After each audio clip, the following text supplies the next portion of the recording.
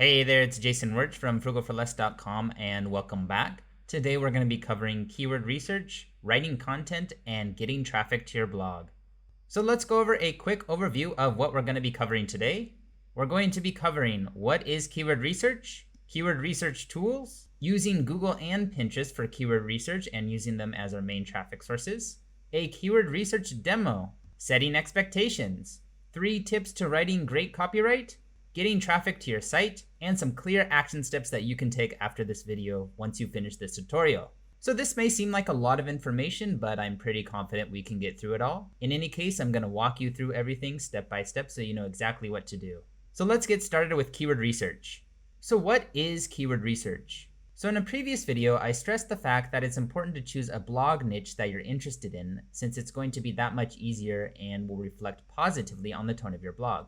Now, does this mean I can go ahead and write about anything I want? Well, not necessarily, and the reason behind this is because what you think is interesting might not match with what your audience thinks is interesting. So that's why we have to conduct keyword research in order to find out what people are actually searching for. So a keyword is a specific word or phrase that I'm trying to target. So for example, let's say I want to target the keyword pet iguana tricks. This means I'm trying to rank and drive traffic to my site from people who search for that phrase.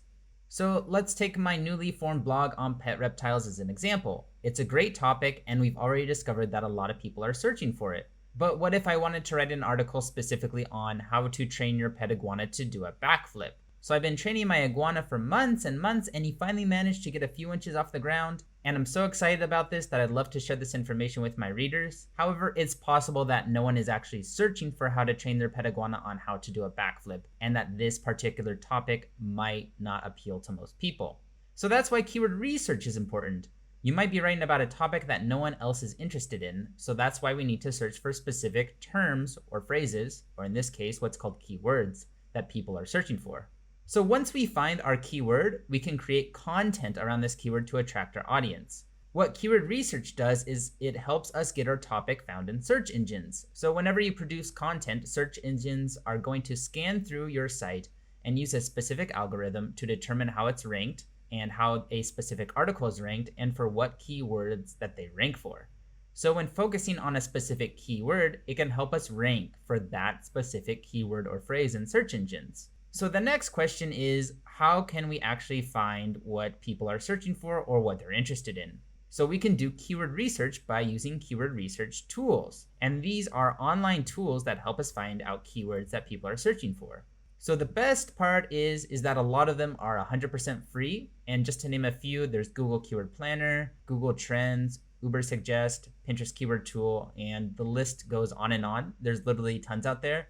And there are also a lot of paid keyword research tools that go in depth and provide a lot more detail than the tools listed here that are free. But as a beginner blogger, there's absolutely no need to get involved with any of these paid tools, and you probably don't want to at this point. It's going to be a little bit complicated for you, and it's also going to burn up some of your cash. So for now, stick with the free tools, as they'll be more than enough to provide you with what you need for keyword research.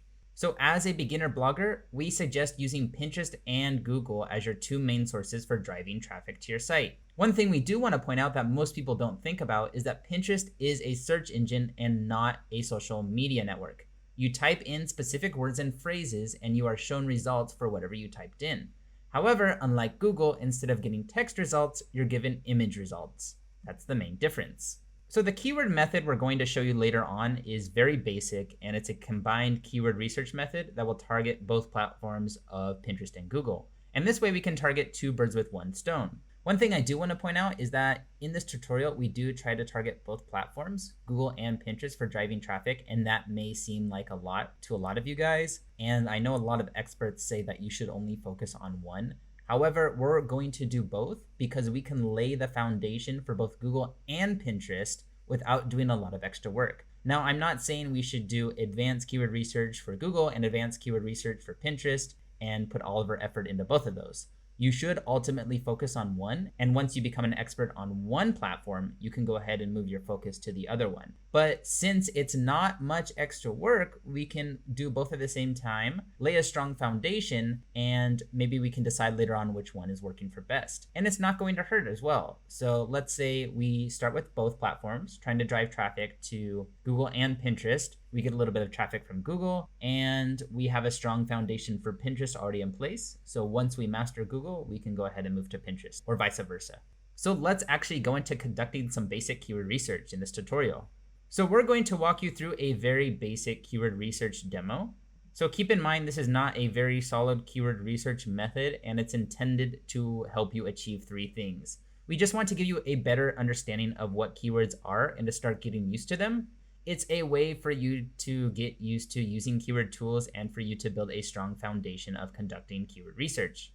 And we also want to show you how it's possible to do keyword research for both the platforms, Google and Pinterest, without much extra effort. We could focus on one, but like we just discussed, making a strong foundation for the second platform isn't going to take much extra time. So the two tools that we will be using for this demo are Google and Pinterest, the two search engines. So let's go ahead and get started on our keyword research demo. I went ahead and opened up my browser to both Google and Pinterest.com. And what most people don't think about is that search engines themselves can actually be very useful keyword research tools by using their auto-suggest features. So let's take at Google for example. But before we begin, I want to state that we should actually be using an incognito for Google, since Google may actually alter your search results based on your previous searches and your search history. So an incognito window makes it as if you were an anonymous user with no previous search data. So let me go ahead and open that up.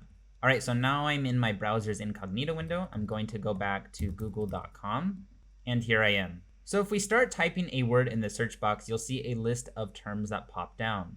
Let's type in pet reptiles as our example, since that's the topic we've been using as an example this entire time.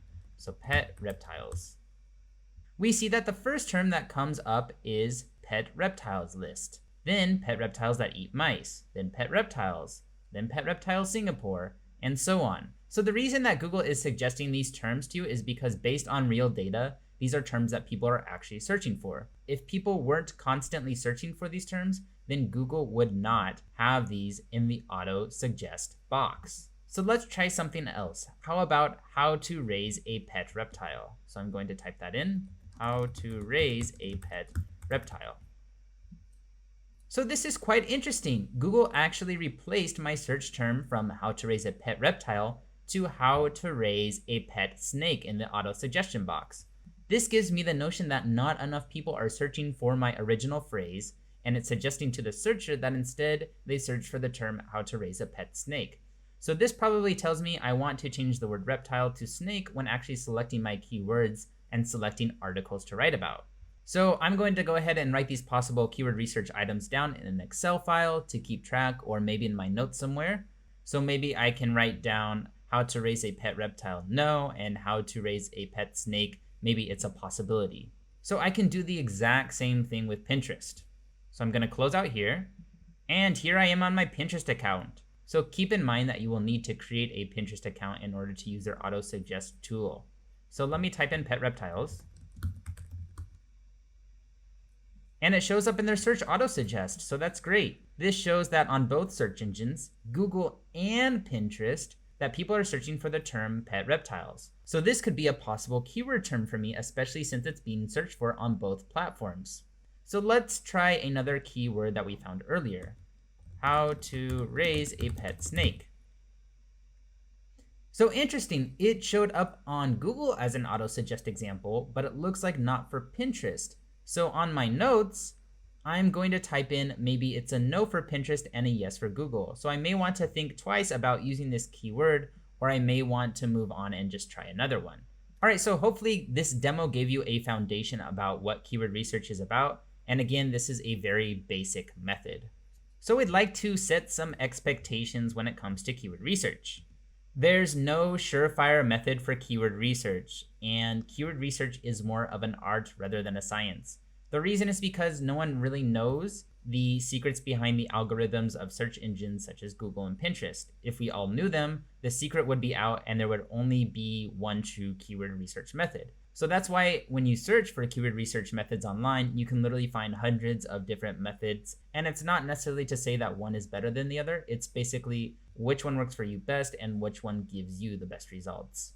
So if later on when you become an experienced blogger and start to find a keyword research method that works for you and drives traffic, just stick with it. So one thing I want to mention is that I just want to clarify that just because you focus on a specific keyword and do your research, you still might not rank for that specific keyword in search engines. So why? Well, that's because there's more than one factor that helps you get ranked in these search engines. So search engine experts say that there are over 200 ranking factors for determining where your article gets placed in Google. That's quite a bit. So some of these examples are links within your article, your site speed, if your keyword is in your title, etc.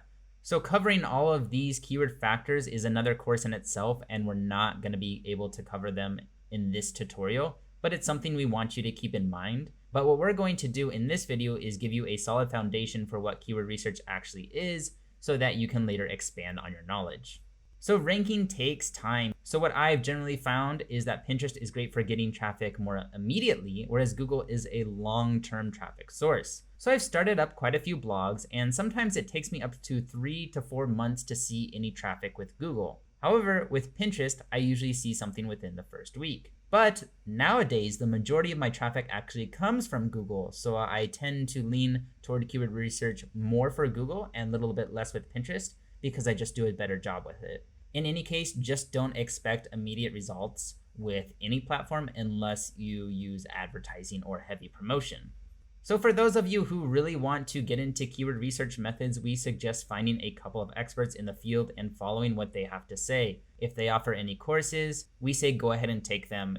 And keep in mind that a lot of these courses might not be free, but trust me when I say that it's going to save you a lot of headache and time by purchasing a great course instead of scouring the internet for literally hundreds of keyword research methods. So stick with one that works and keep using it.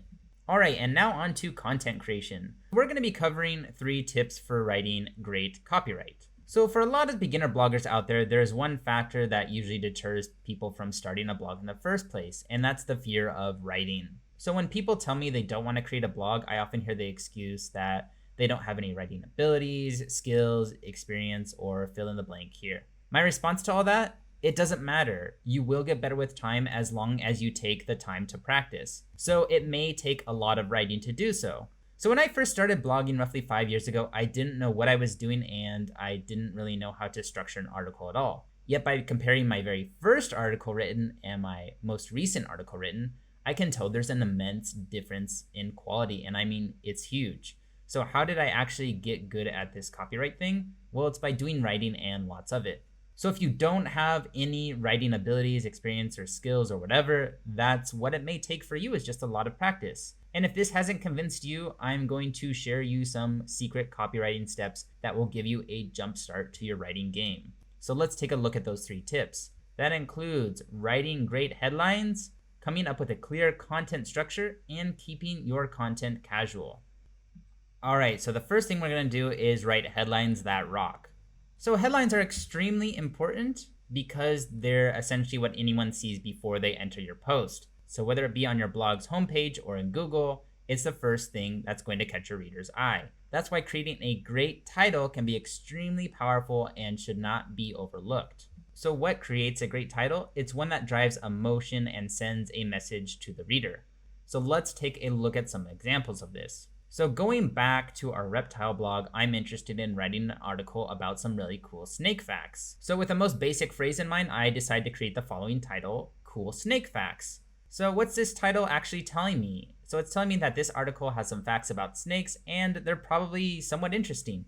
Yet it doesn't really call to the reader at all, and what's to stop me as an audience member to click on another article that I found in Google that's titled similar or a lot better. So maybe we can try throwing in some adjectives to spice things up. So the first improvement 1 here, is that I decided to add in the word really for really cool snake facts. Okay, so instead of snake facts that are cool or interesting, they're really cool. So it's a good start and adds a bit of excitement to the headline, but I think we can do better. So my second version is really cool snake facts that shock you.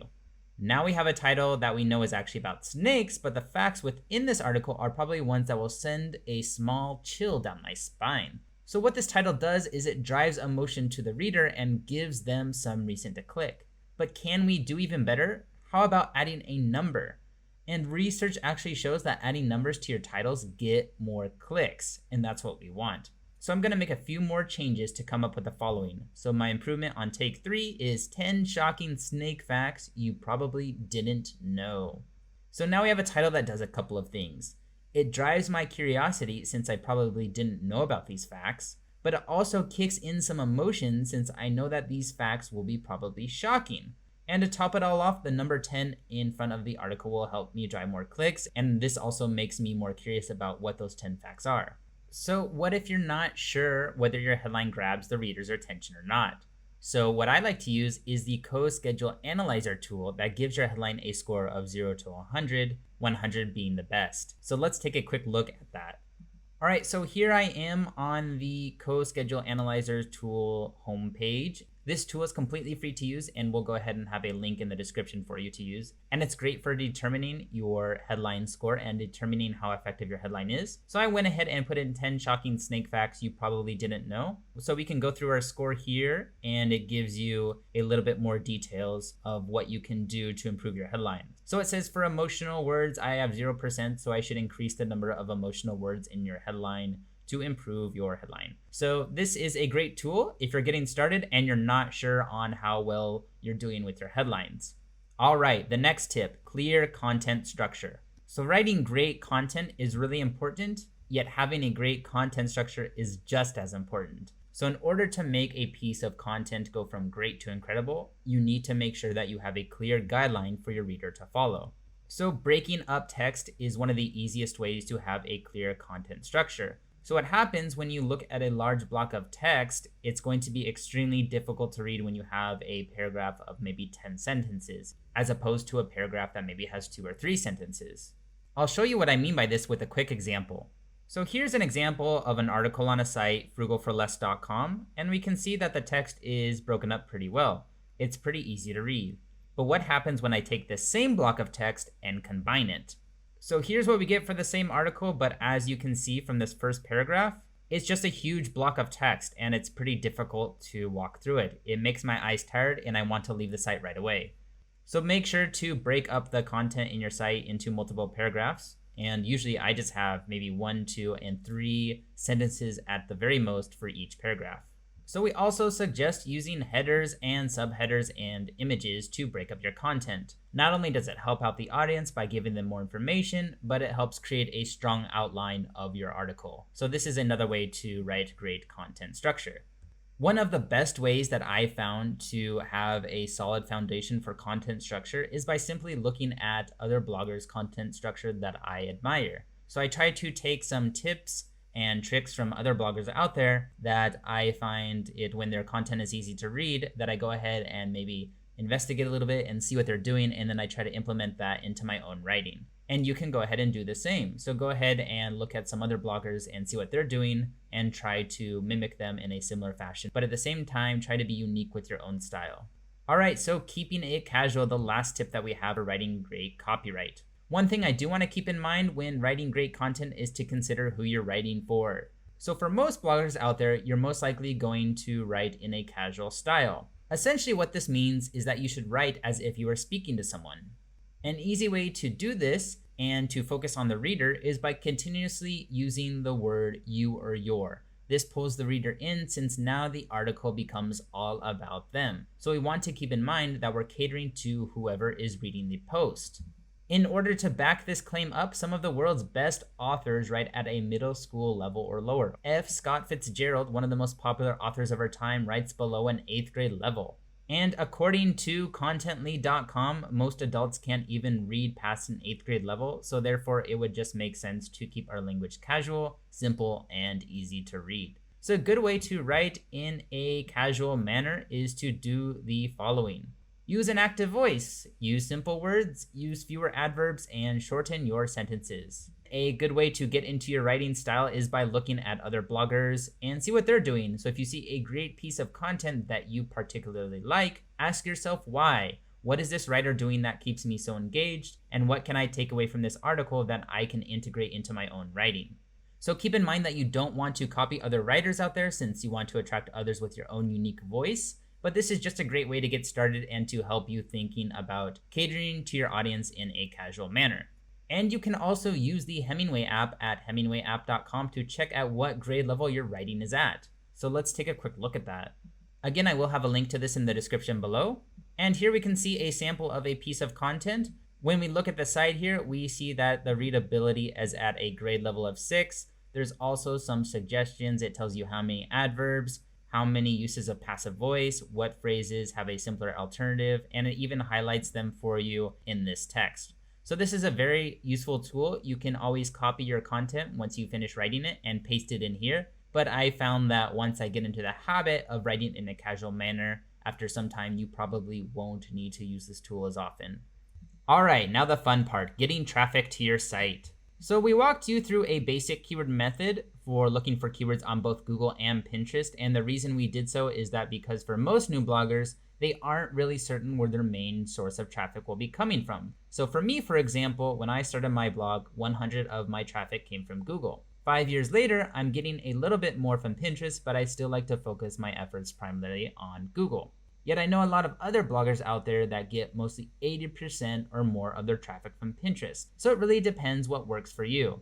So I walked you through basic keyword research for both platforms since it's quite a simple process and didn't really require a lot of extra time to lay the foundation for both. And it's an easy way to attack two platforms at the same time. And if later down the road you decide that you like Pinterest more and you're actually having an easier time driving traffic with it, we suggest to stick with it because whatever works best for you is probably going to play out for you well in the long run. And it's going to be a lot easier for you in the long run just focusing on one traffic source. So like we said, we covered how to use Pinterest and Google to find keywords, and other tools can help you find search volume and the competition for keywords. So like we mentioned before, it's best to follow an expert, find someone who's doing really well in their field and see what keyword research methods they're using.